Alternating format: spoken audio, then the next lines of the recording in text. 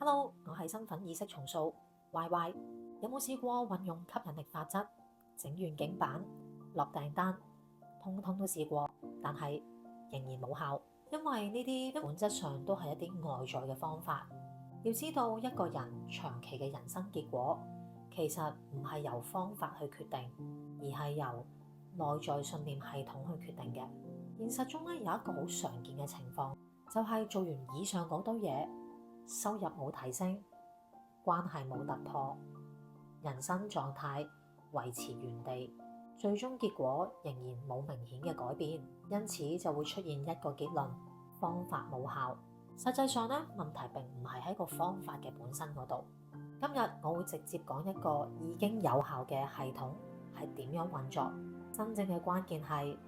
大腦並未真正接受你新嘅信念。人類嘅大腦咧，只會根據咧已經相信嘅內容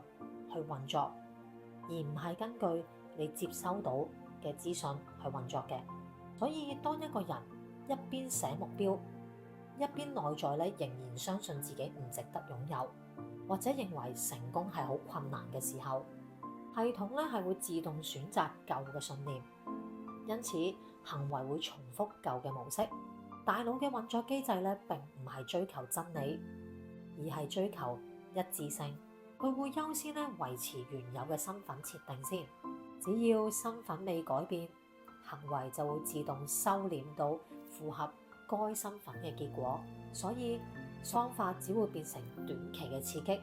而唔會改變成為一個長期嘅結果。我曾經咧接觸過一個個案，對方咧長期使用吸引力法則嘅方法，包括係訂立嘅目標啦、視覺化練習啦、感恩日記，但係生活狀態咧一直處於停滯嘅狀態，特別係金錢同埋工作嘅層面反覆波動。後來咧經過有系統性嘅追溯之後，發現啦，核心嘅信念咧仍然停留咗喺資源唔穩定以及需要依靠外在嘅機會。當身份未改變之前咧，所有嘅方法咧其實只係一個短暫嘅行為，真正影響結果嘅唔係方法，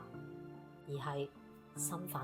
當身份未改變咧，方法咧只會重複失效。當身份開始改變嘅時候咧，行為咧就會自然重新排列，結果先會出現變化。如果你發現自己長期處於類似嘅循環模式，可以進一步進行身份覺察，可以預約身份覺察諮詢，留言身份或者 DM 我。